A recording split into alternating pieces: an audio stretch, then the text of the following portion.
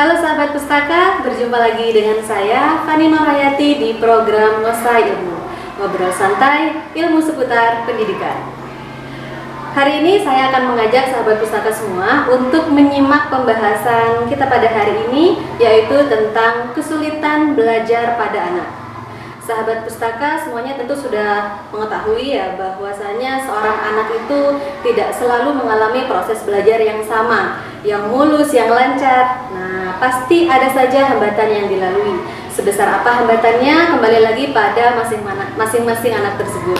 Dan kita sebagai orang tua, bagaimana nih caranya supaya kita bisa tahu bahwa anak kita saat ini sedang mengalami kesulitan dalam belajarnya. Nah, untuk mendapatkan jawaban, tentunya sahabat pustaka harus menyimak pembahasan kita pada hari ini bersama dengan narasumber yang telah hadir hari ini, yaitu Ibu Mahmudah. Assalamualaikum Bu, selamat pagi. Waalaikumsalam, Bu Fani. Sehat Bu ya? Alhamdulillah. Bu Fani juga. Alhamdulillah sehat. Semoga kita semua sehat ya. Amin. Allah. Amin. Oke sahabat pustaka, jadi Ibu Mahmudah ini adalah guru di Min Sampang. Beliau mengajar sejak tahun 2004 hingga sampai saat ini. Berarti kalau dihitung ini sudah sekitar 19 tahun ya Bu ya? Iya betul. Jadi beliau ini adalah salah satu guru senior di Min Sampang. Nah Bu Mahmudah, sebagai guru yang mengajar sudah belasan tahun ya, khususnya di Min Sampang ini, tentunya Ibu sudah sangat memahami sekali kondisi setiap siswa Ibu. Dan mungkin boleh diceritakan Bu ya, sedikit pengalaman Ibu mengajar mulai dari kelas 1 ataupun sampai kelas 6. Nah, seperti apa? Karena kan pasti nih Ibu selama mengajar bertemu dengan siswa yang memiliki kondisi dia mengalami kesulitan belajar. Ya, pasti. Biasanya kesulitan seperti apa yang sering Ibu temui? Ya, baiklah, terima kasih Bu Fani atas waktunya ya. Assalamualaikum warahmatullahi wabarakatuh. Di sini kita ngobrol santai ya, Ngosa Ilmu. Nah, ini saya pengalamannya menjadi guru kalau di Min kurang lebihnya ya 19 tahun. Nah, ketika saya pertama nginjak di Min ini di tahun 2004, itu saya langsung diamanahkan mengajar di kelas 1. Nah, kalau pengalaman guru-guru yang senior atau dari pengawas, dari kepala sekolah, biasanya kalau guru baru itu tidak langsung di kelas 1, biasanya begitu. Nah, saya kenapa? Karena memang di sini menurut kepala sekolah saya dulu waktu itu Bapak Hamid ya, ada senior, guru senior. Nah, tapi itu tidak terlalu memfokus gitu. Walaupun dari sisi dari atasan lebih baik senior yang kelas 1. Nah, ya sudah dicoba aja. Nah, waktu itu saya kelas 1 karena di Min ini ada kelas 1A, 1B. Kebetulan saya 1B. Nah, di 1B itu anggapan saya kalau B itu anaknya sudah bisa belajar, apalagi di sini negeri. Nah, menurut saya gitu. Beda dulu saya waktu di SD itu, kalau di SD semua negeri ya. Ya ternyata ya saya kalau di SD itu hanya guru sukwan, tidak fokus pada guru kelas. Nah, cuma hanya guru mapel saja, tapi saya bisa juga memantau perkembangan anak. Nah, itu dari saya mengajarnya itu. Nah, kita kalau kembali kepada di Min, saya waktu pengalaman di kelas 1, memang di kelas 1 itu kalau di Min sendiri rata-rata itu berangkatnya itu tidak dari TK.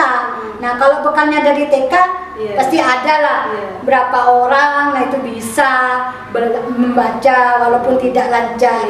Nah, ini kalau di Min saya pengalamannya itu dari jumlah 42 murid ini ya Bu Fani ya. Dari 42 murid rata-rata ya satu dari TK, berangkat dari TK lah itu bisa membaca, cuma belum lancar. Cuma selebihnya ini.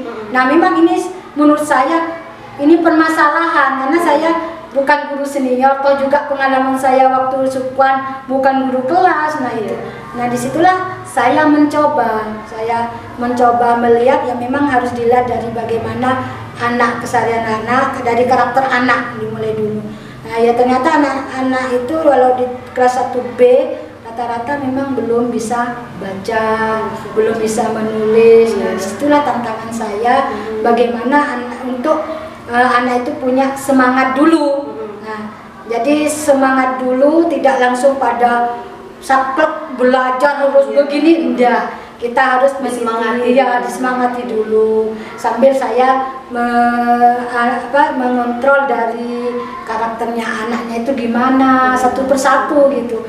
Kan kadang kalau anak kelas 1 itu lebih banyak takut, adaptasinya kan masih labil kan ya, harus beradaptasi dengan teman-temannya baru semua, apalagi bertatap muka dengan guru baru. Nah kebetulan sebelum saya itu ada guru, kemudian saya datang langsung digantiannya kan anak jadi ini kan ada yang belum akhirnya kan mau beradaptasi lagi, sudah enak dengan guru ini, ketemu dengan saya guru baru. Nah di situ saya juga sudah mengerti anak kelas 1 harus begini gini. Nah itu ya, saya mulai menata gimana caranya, ya banyak trik-trik lah.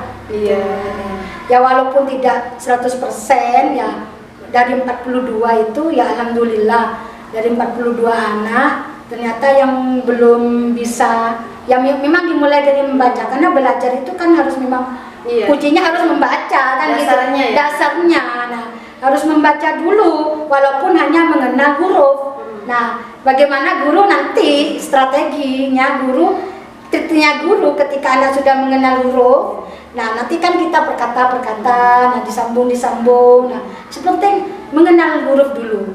Nah itu alhamdulillah di situ saya mengenalkan huruf. Nah anak ternyata alhamdulillah anak itu ada semangat gitu.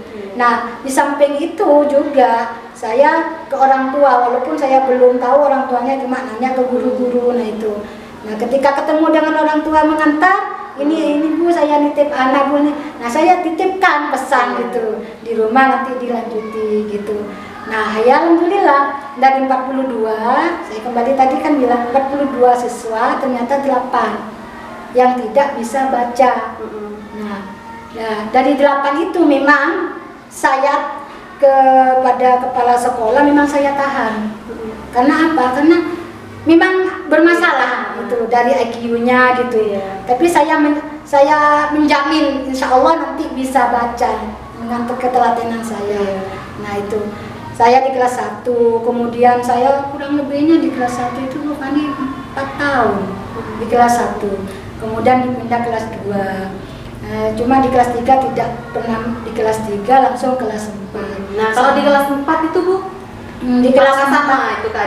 Di kelas 4 saya selama di kelas 4 itu kurang lebihnya juga 4 tahun ya masih ada yang belum bisa. Iya, ternyata mulai dari kelas 1-nya ya kalau dibilang ke guru di bawah itu kelas 3 itu memang sulit Bu. Ya itu saya ya sudahlah, ini wes telatenin gitu. Ya bagaimana triknya saya caranya itu. Kalau saya gini Bu Fani ya, kalau ngajar anak itu membaca, nah ini nak saya ajar membaca itu kalau mulai sebelum belajar suruh maju baca, sebelum istirahat membaca, sebelum pulang itu membaca. Nah nanti hasil bacanya itu anak kan sudah bisa membaca di sini. Nanti suruh ulang, nanti saya tambahkan. Nah itu suruh lipat. Nah kalau kalau ini besoknya ibu tes tidak bisa, berarti kamu tidak belajar gitu ya. Saya melanjutkan gitu. Di kelas 6 juga pun saya mengalami seperti itu, dan memang yang lebih parah lagi yang di kelas 6 memang dari anaknya ya. Dulu pernah pengalaman tiga anak, tapi ternyata 3 anak yang keluhannya guru yang di bawah itu dahulu. Nah saya ya sudah saya terima aja. Nah itu, nah mungkin guru itu ya sudah gini ya, sudah tertib gini ada bisa. Mungkin belum ketemu dengan guru yang pas, mungkin menurut saya gitu ya Bu Feni ya. Nah ternyata di kelas 6 3 anak ini saya telatenin, nah itu. Nah ternyata anak ini bisa. Karena apa? Karena saya melihat anak ini punya semangat ya. Karena saya melihat karakter dulu. Oh ini anaknya bisa, punya semangat. Nah itu. Nah tidak saya ajari pelajaran yang lain, cukup hanya membaca walaupun fokus kelas itu fokus, memang fokus. Nah itu pengalaman saya di kelas 6. Kemudian tahun depannya lagi itu saya pengalamannya satu anak ini memang ya itu gitulah anak ini ternyata spesial ya walaupun ada suruh kadang Bu Fani saya suruh ya ini Bu Fani saya minta tolong ternyata kadang dengan kesibukan Bu Fani yang memang dari anaknya sama ini Bu memang dari anaknya Bu akhirnya saya telusuri ke orang tuanya ternyata orang tuanya ngomongnya seperti begitu. Nah itu jadi memang sulit lah jadi ini gimana ya saya sampai konsultasi dengan kepala sekolah ya sudah akhirnya saya kan gini bahasanya sudahlah Pak dikasih ijazah langsung saja kata gitu kan katanya itu bukan bahasa yang yang bagus tapi hanya ya gimana ya saya sudah usaha ke orang tuanya seperti itu bilangnya ini anaknya memang itu ya sudahlah nah sampai saya jemput itu suruh masuk itu saking pedulinya itu latar belakang orang tua ya seperti itu mungkin itu ya untuk jadi memang setiap anak itu punya karakteristik sendiri dari model belajarnya seperti apa yang mereka mau kemudian dari kemampuannya itu berbeda-beda dan kalau kita melihat pada jenis-jenis gangguan belajar pada anak itu sebenarnya banyak sekali bisa dari menghitung anak-anak itu dan yang paling sering ditemui kalau khususnya di MIN ini yaitu tadi yang dibilang gangguan belajar pada anak dalam hal membaca yang kalau dalam bahasa ilmiah itu disebut dengan disleksia. Nah, di mana anak itu memang mengalami gangguan atau kesulitan belajar dalam hal membaca. Biasanya itu kan ditandai dengan ciri-ciri anak itu susah menghafal huruf, kemudian menyusun kata-kata ataupun mencerna sesuatu yang bersifat verbal ya Bu ya. Yang seharusnya itu diteruskan pada memori otaknya sehingga memang anak itu memiliki daya ingat yang rendah seperti itu. Nah, Bu Mahmuda, sebagai seorang guru, bagaimana sih Ibu mendiagnosa siswa Ibu sehingga Ibu bisa mengetahui oh ini loh ternyata anak yang memiliki kesulitan belajar. Nah, seperti itu. Karena kalau kita amati nih Bu, ada anak yang dia memiliki kesulitan belajar ya, dia mengalami kesulitan belajar, tetapi sebenarnya dia masih dalam proses belajar. Nah, berbeda halnya jika ada anak yang dia memiliki kesulitan belajar, itu karena memang ada gangguan dalam dirinya dan dia memang membutuhkan pembinaan atau bimbingan khusus dari gurunya. Nah, seperti apa? Tadi kalau melihat fenomena tentang bagaimana mendiagnosa untuk anak yang berkesulitan belajar. Memang kalau secara biasanya jelas dan tanpa itu biasanya menurunnya kinerja akademik anak atau belajarnya. Itu yang pertama.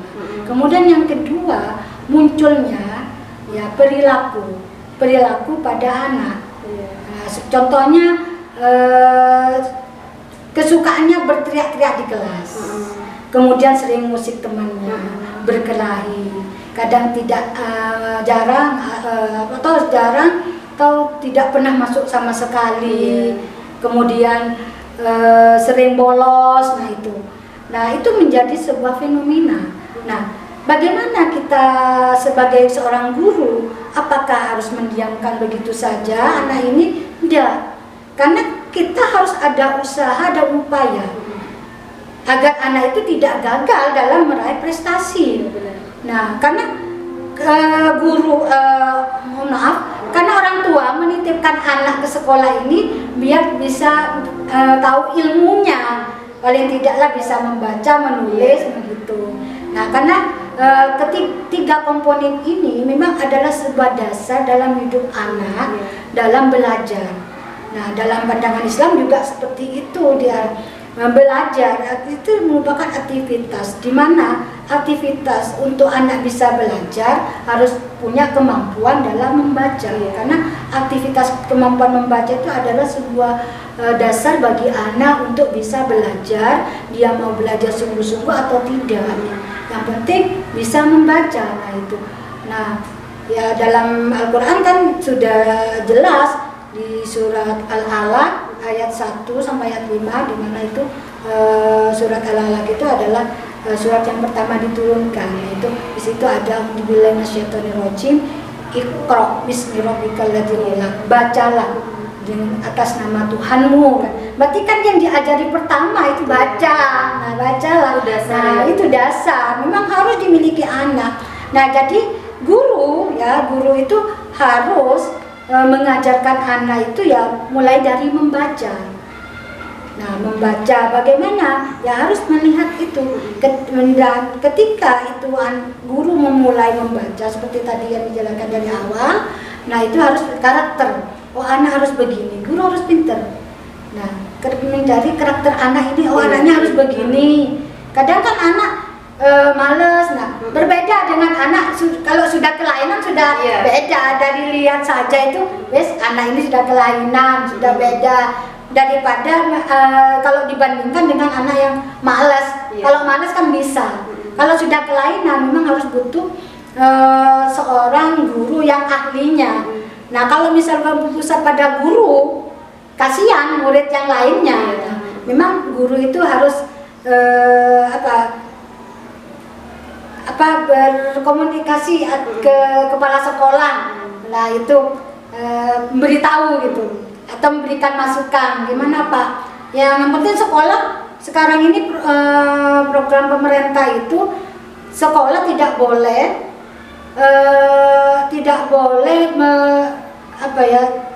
harus menerima gitu. Harus menerima walaupun kondisi anak seperti apapun kondisinya anak, sekolah tidak boleh menolak. Nah, itu tidak boleh menolak, harus menerima. Nah, jadi di situ kan tantangan seorang guru kan, kalau kepala sekolah hanya menerima saja, tapi yang melaksanakan terjun guru. langsung yang berhadapan dengan anak-anak itu kan guru. Nah, itu. Jadi kan memang seperti itu kan, guru amanahnya kan seperti itu. Nah, jadi harus diterima. Jadi ya itu, kita harus tahu karakter anak. Oh, anaknya harus, ya, walaupun sedikit, walaupun orang tua yang lebih tahu banyak ya tentang karakter anak, tapi guru kan berapa jam di sini kan mesti tahu lah sedikit. Nah, itu biasanya saya dari karakter dulu. Anaknya seperti ini. Oh, ketika disuruh baca, diteleteni, kadang kan anak malas. Nah, itu kan itu jangan, ya sudah, jangan dibiarkan, kasihan anak gitu kan. Kasihan, ya sudah, paling ya sudah malas ya. Capek ya. Nah, tak gitu kan. Capek ya sudah, istirahat dulu ya. Nanti belajar lagi. Mau pintar apa enggak? Mau jadi pokoknya gimana lah gitu.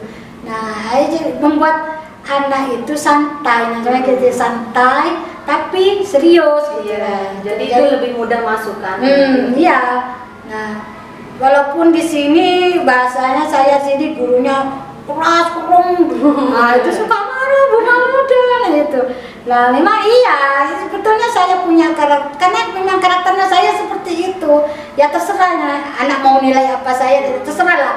Nah, tapi saya mau berusaha, bagaimana anak itu punya semangat belajar. Ya, terutama yang dihadapi kita sebagai guru di dalam kelas itu. Nah, nanti ketika anak naik kelas, ya kalau gurunya sama dengan apa yang saya, insya Allah anak itu akan semangat belajarnya itu. Nah, bahkan pernah ya Bu Fani ya, saya pengalaman anak ini tidak tahu baca, saya semangati, ternyata dia minta terus gitu. Bu, kapan Bu? Loh, kamu sudah lancar, duduk bersama temannya belajar nanti. Ya sudah, nanti lain kali aja. Nah, ya alhamdulillah setelah ada literasi itu ya Bu Fani ya. Nah, itu saya tumbuh kembangkan di sana. Jadi hiburannya di literasi gitu. Jadi intinya kepada belajar anak mulai dari dini itu yaitu memang harus diajari membaca, juga menulis dan menghitung. Itu 3 komponen ini yang harus terus anak itu dilanjutkan terus, dipahamkan, difokuskan itu. Nah, itu saya kalau masalah mendiagnosa anak berkesulitan belajar ya dari fenomena itu. Nah, agar bagaimana supaya anak itu tidak gagal dalam meraih prestasi dan sehingga punya bekal di sini mencari ilmu, menuntut ilmu itu memuaskan itu. mungkin itu Iya, jadi banyak ya cara ibu punya banyak cara untuk Banyak. mendiagnosa siswa ibu untuk melihat nilai. Iya. Jadi mulai dari tadi juga ibu melihat penurunan dari hasil akademiknya, kemudian Iya, melihat betul. dari tingkah laku siswa Iya. sudah agak beda nih anak nih kayaknya. Nah, Iya, gitu. iya. Nah, kalau misalnya ibu sudah mengetahui nih siswa ibu mengalami kesulitan belajar, apa biasanya solusi dari ibu? Apa yang ibu lakukan? Penanganan seperti apa yang ibu lakukan terhadap siswa tersebut? Nah, sebelum pada solusi ya Bu Fani ya, tadi biar spesifik penyebabnya ya. Oke. Boleh. Penyebab dari kesulitan belajar dari secara global ya, dari faktor penyebabnya. Nah, faktor penyebabnya itu baik secara saya bungkus secara faktor eksternal dan internal. Iya. Kalau yang pertama itu dilihat dari ini perilaku anak di sekolah ketika anak melihat pemandangan di sekolah teman-temannya itu kan berbeda. Nah jadi dari pengalaman di sekolah anak. Yang kedua dari latar belakang anak di rumah, perhatian orang tua kepada anak. Nah, kalau melihat itu ya Bu Fani ya, perhatian orang tua terutama. Nah, saya itu melihat perhatian orang tua kepada anak itu sering kan anak itu mengeluh ketika disuruh baca, diberi tugas atau bacalah nggak ada yang bisa ngajar ibu saya tidak tahu baca. Nah itu. Nah anak itu banyak keluarnya seperti itu. Baru dari sawah gitu kan. Memang kan di sini itu profesinya petani kan. Letak sekolah kita ini iya betul. Nah itu dari perhatian orang tua juga pulang, kemudian latar belakang orang tua, latar belakang pendidikan orang tua. Nah kalau yang latar belakang pendidikannya itu tinggi, ketika mendidik anak sudah berbeda dengan latar belakang orang tua yang pendidikannya rendah. Nah kalau yang latar belakang orang tua yang tinggi itu cara mengarahkan kepada anak itu, nah itu lebih mudah kepada anak untuk menerimanya karena orang tua juga sudah punya pendidikan yang sudah tinggi, punya pemahaman yang pemahaman yang lebih. Sementara yang rendah itu kan kurang, memang kurang. Apalagi kalau di ini rata-rata ya latar belakang pendidikannya itu ya lulusan SD gitu. Jadi pengalaman untuk mencari ilmu itu ya kurang. Sebetulnya begini ya Bu Fani, untuk nyari ilmu itu tidak hanya di sekolah kan. Bisa di mana saja. Saya pernah di mana saja. Saya salut juga. Ada seorang ketemu di salon tukang cukur rambut itu Bu Fani ya. Saya melihat bapak-bapak itu baca koran, terbalik. Nah itu bilang di dekatnya, Pak itu terbalik, ternyata bapak itu nggak tahu baca.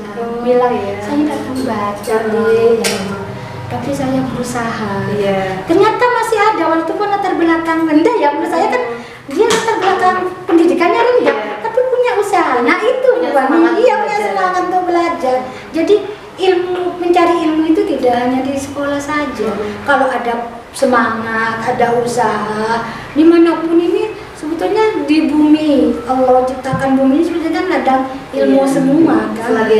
Silakan ada kesempatan. Ya betul. Nah itu saya salut sama bapak itu. Ternyata dia setiap hari ke salon itu baca ini.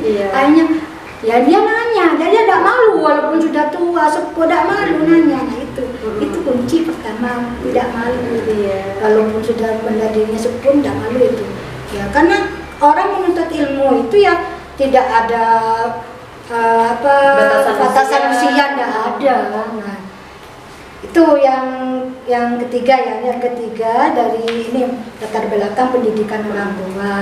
Nah kemudian yang paling berparah ini Bu Fani, tayangan televisi dan handphone.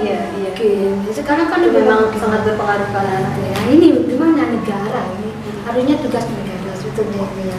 Nah, karena yang tim-tim yang maaf Bu Fani saya tidak tahu masalah ya. Maaf ya, ada YouTuber itu saya belum tahu YouTuber itu kayak apa, nanti dapat banyak uang kalau sudah YouTuber itu lah. Ternyata kan kalau lihat ketika handphone dipegang anak, apa yang ditonton atau televisi yang ditayangkan, semua menurut saya itu ya tidak pendidikan. Kalau lihat sinetron kurang edukasinya kurang. Kayak sinetron benar latarnya di sekolah, tapi pelakunya, dilihat dari pakaiannya, nah itu kan sudah anak itu sudah menerima pendidikan, edukasi yang tidak benar kan. Bahwa kita ngarahkan orang Muslim ya, melihat dari pakaiannya itu kan sudah bukan lagi menutupi aurat, nah itu. Nah kemudian pergaulannya, nah sebenarnya sudah gaul-gaul, nah itu kan. Nah itu yang ditiru anak-anak, sehingga ditiru masuk ke sekolah dunia mereka masing-masing. Bahkan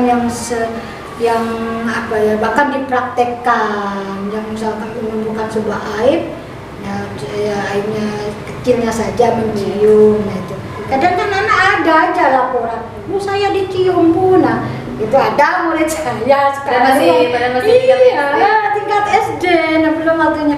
Ya itu ketika tanya ya dari tayangan, tapi yang lebih parah itu anak kalau sudah dikasih HP sudah, karena di HP itu kan sekarang saja guru memberikan tugas. Ya, guru kan memberikan tugas, itu kan satu bentuk yang bagus kan, baik kan.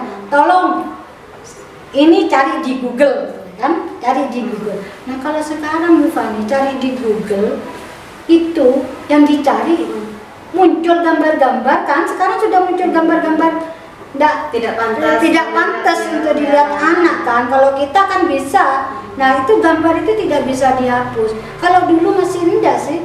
Kalau saya lihat Google itu waktu kalau ada tugas apa itu sebelumnya baru ini kok langsung muncul gambar yang tidak pantas untuk dilihat anak itu. Nah itu yang membuat anak itu sehingga belum waktunya dewasa sudah dewasa karena tontonan. Iya, karena tontonan ini yang paling parah. Jadi itu tugasnya siapa? Ya, memang tugas orang tua. Nah kalau misalkan usia SD atau usia TK memantau, mengontrol anak ya bisa. Tapi kalau sudah remaja kan tidak mungkin. Apalagi sama orang tuanya sibuk lagi itu. Kalau anak, nah jangan lihat ini kan masih anak kan masih lebih pikir. Kalau sudah remaja ini yang berbahaya. Kalau sudah remaja kan dia sudah punya istilahnya itu, dia punya jati diri sendiri, tidak perlu dikontrol, sudah mandiri lah gitu. Egonya iya. Lah itu kesulitan orang tua kalau punya anak sudah remaja. Kalau saya sendiri kan masih bisa dia itu. Tidak boleh itu si anak dinasihatinya itu lebih masuk. Kalau anu kan enggak berontak, itu harus hati-hati. Nah itu memang kerepotan. Memang kan di abad 21 ini tuntutannya memang digital ya.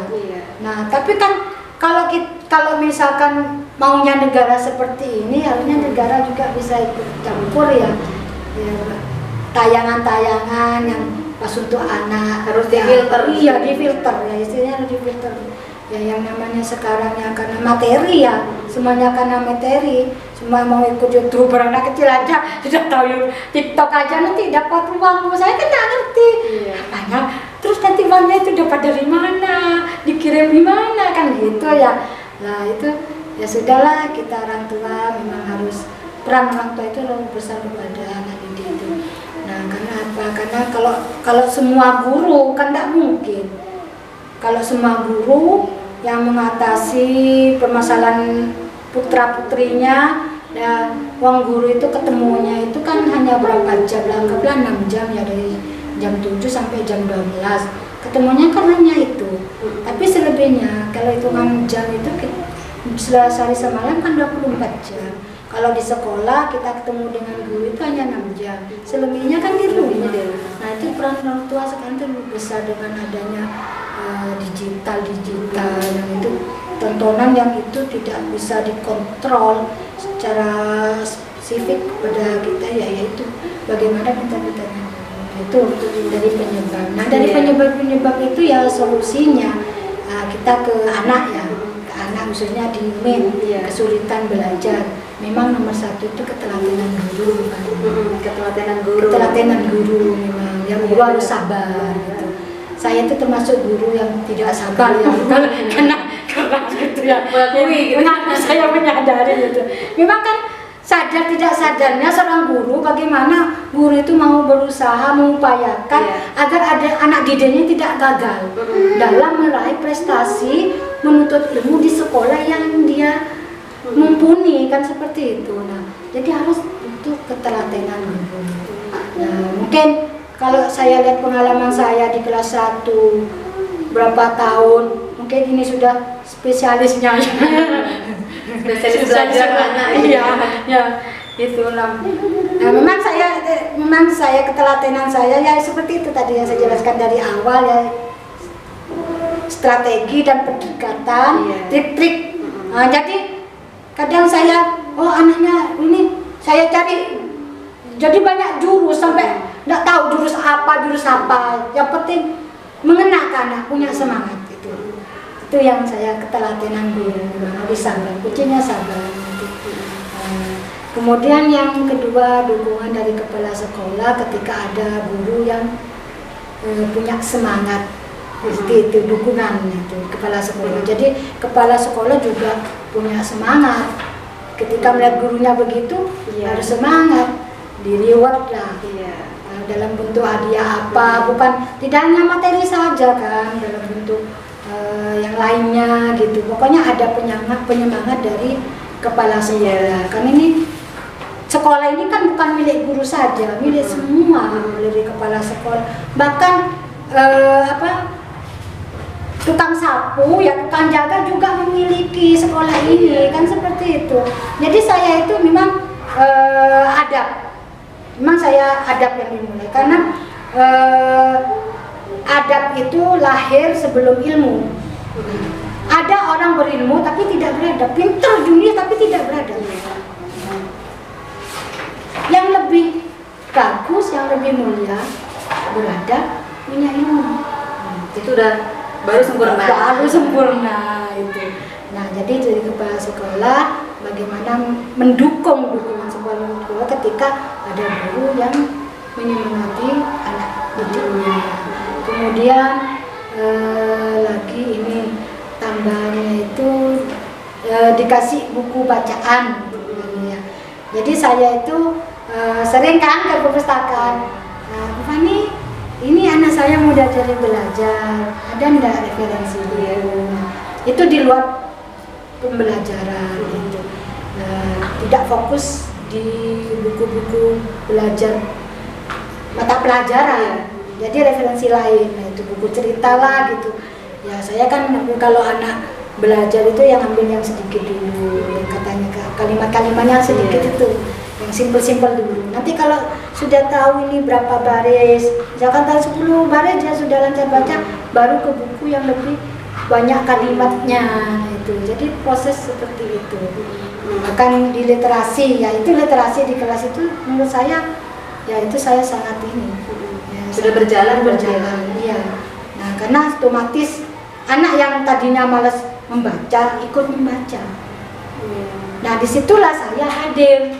Saya tahu ini anak kurang dalam membacanya. Saya hadir di situ. Saya fokuskan gitu.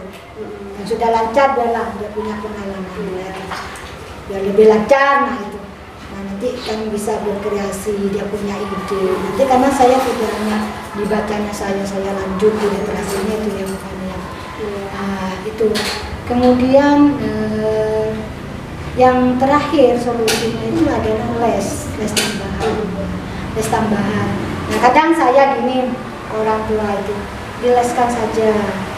Kalau sampai tidak sempat, kalau sampean dulu punya semangat biar anaknya juga punya semangat les, les tambahan, entah sampai mendatangkan atau sampai mengantarkan, tapi lebih enak sampai mengantarkan, biar dapat pahalanya juga ya. Nah, itu saya tak gitu kan Ruani ya, nggak punya semangat juga, karena memang kalau pedesaan ini orang-orang desa di sini yang memang harus gitu. Terus kadang kan ketika les tambahan sudah Bu, ada yang sudah Bu diberikan Bu datangkan les tambahan, tapi anak saya juga males, kadang masih tetap gitu. Sebetulnya anak sampan itu nggak ada kelainan. Oh berarti gini Bu. Oh berarti anak itu butuh kasih sayang sampean, perlu sampean yang mendampingi. Ya mungkin seperti itu ya Bu Fani ya, cara saya mengatasi ketika menghadapi murid yang berkesulitan belajar. Selain untuk tujuan tadi dan solusinya mungkin itu. Iya, jadi memang salah satu cara mengatasi yang paling utama itu adalah dibutuhkan ketelatenan dari guru ya, ya. Karena kita kan berbicara siswa yang berada di sekolah gitu. Jadi selain itu juga keterlibatan orang tua untuk memberikan semangat ke anak-anaknya.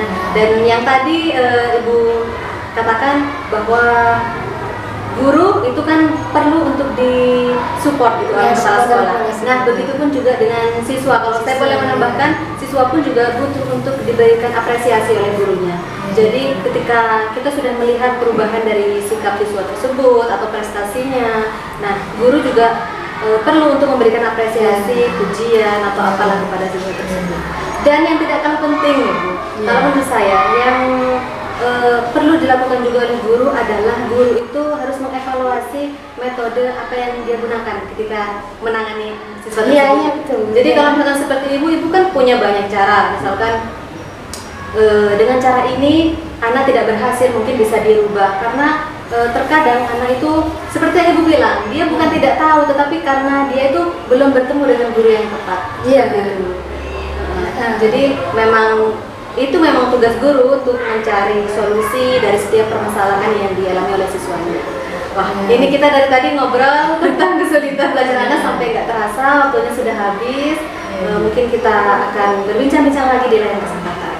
Ya, terima kasih Bu Muda atas ilmunya. Semoga apa yang Ibu Muda sampaikan ya sebagai narasumber kita nih pada pagi hari ini luar biasa. Semoga apa yang kami bahas hari ini bisa memberikan manfaat untuk kita semua ya, khususnya untuk para orang tua di sini juga termasuk saya sendiri Bu ya. Semoga kita bisa lebih peduli dan lebih memerhatikan perkembangan belajar anak kita. Terima kasih sahabat pustaka. Wassalamualaikum warahmatullahi wabarakatuh. Waalaikumsalam.